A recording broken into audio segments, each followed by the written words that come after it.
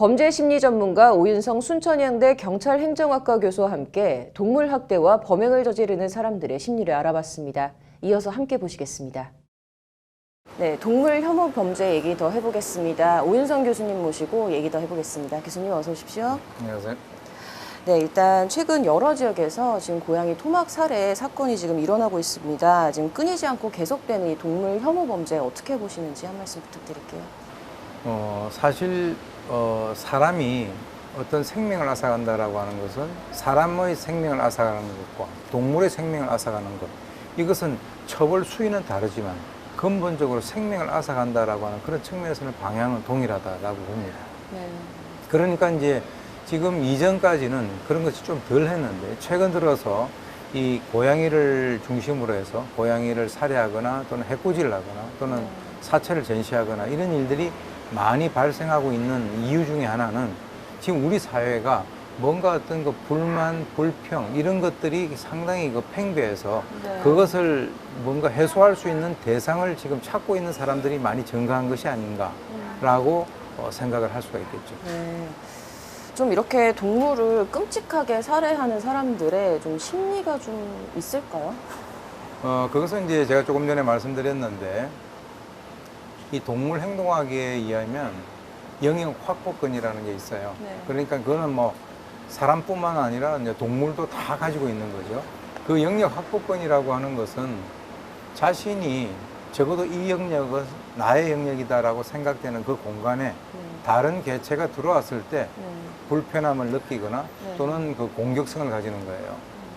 그러니까 이제 이 고양이들에 대해서 직접적 공격을 하는 이런 사람들은 그 사람들 이외에도 일반인들도 느낄 수는 있지만 이 영역 확보권에 고양이가 들어옴으로써 자신의 영역이 침해당한다라고 이제 느끼는 것이고, 그 뒤에 사료와 물을 주는 소위 그 캣맘이라고 하는 그 사람들은 자신의 영역 확보권을 침해하는 고양이들을 뒤에서 조종하거나 또는 뭐 그런 여건을 만들어서 결국은 자기에게 불이익을 주는 그런 대상이다라고 적개심을 갖는 거죠.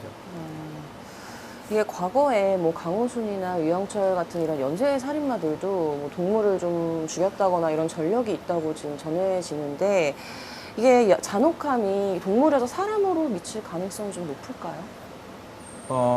물론 이제 교과서에는 이 사이코패스의 그 어렸을 때 3대 전조 현상이 있어요. 네. 동물 학대, 네. 그리고 이제 그 불을 지른다든지 야뇨증이라든가 이 세 가지가 있는데, 지금 이제 보고되기로는 우리나라에서 좀 꽤 알려진 네. 그런 그 사이코패스들이 동물 학대 또는 동물 살해를 했었다라고 하는 것이 보고가 되고 있죠.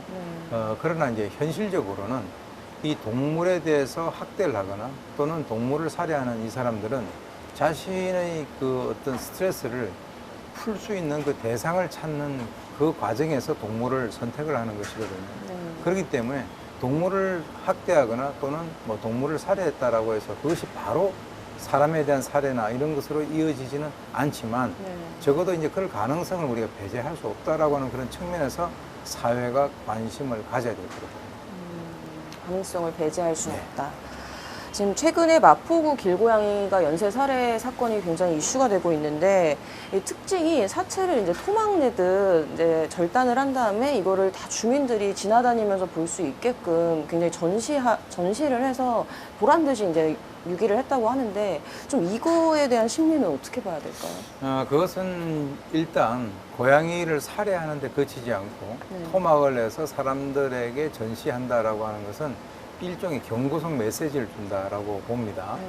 그러니까 이제 그 동네에 사는 사람들 중에서 자신의 영역을 침해하고 있는 이 고양이들을 뒤에서 기르거나 또는 뭐 물, 사료를 제공하는 이 사람들에게 너희들이 앞으로 이러한 행동을 계속하게 된다면 지속적으로 이 고양이에 대한 공격을 계속할 것이다 라고 하는 그것을 공개적으로 얘기하는 것이거든요. 즉 다시 말해서 고양이를 그냥 살해해서 없애버린다든가 이렇게 하는 것이 아니라, 전시한다는 것은 이미 살해하는 그 단계에서부터 한 단계 더 나아갔다. 그것은 이제 그 상대에 대해서, 누구냐 하면 고양이가 아니에요.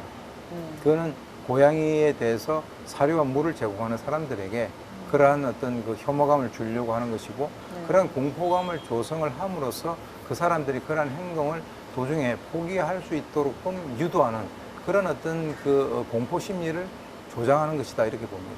이런 좀 지역사회 갈등이 굉장히 사회적 화두가 되고 있는데 개인적으로 좀 교수님께서는 어떤 의견이시고 좀 이런 거 풀어나갈 대안은 뭐라고 생각하시는지 한 말씀. 조금 전에 이제 제가 말씀드린 거하고 거의 맥을 같이 하는데요. 사실은 이 고양이라고 하는 이 개체가 네. 인간들이 살고 있는 이 공간에 등장함으로써 네. 그것이 이제 문제가 된 것이죠. 네. 그래서 그 고양이를 바라보는 시각에 따라서 고양이를 없애야 된다는 시각과 또는 고양이 쪽을 보호해야 된다라고 하는 이 두 가지 시각이 있어요. 네. 근데 사실은 아까도 제가 말씀드렸지만 이 두 가지 시각에서 한 군데에 우리가 매몰될 수는 없다는 거죠.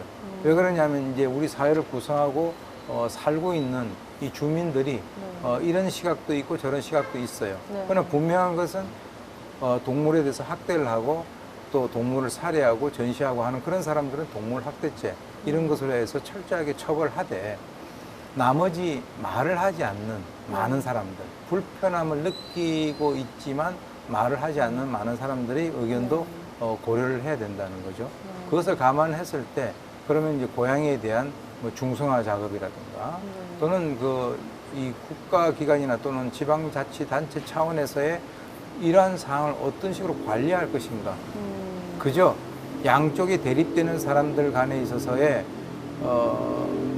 문제점을 보고 네. 범법 행위를 하면 그것을 처벌만 할 것이냐. 네. 아니면 적극적으로 개입을 해서 이런 사항을 사전에 좀 예방해 줄 것이냐 하는 것들이 굉장히 중요하다는 거죠. 네, 말씀해주신 대로 이런 좀 지역사회 갈등 좀 풀어나갈 수 있게 적절한 대안이 좀 마련됐으면 하네요. 오늘 잘 들었습니다.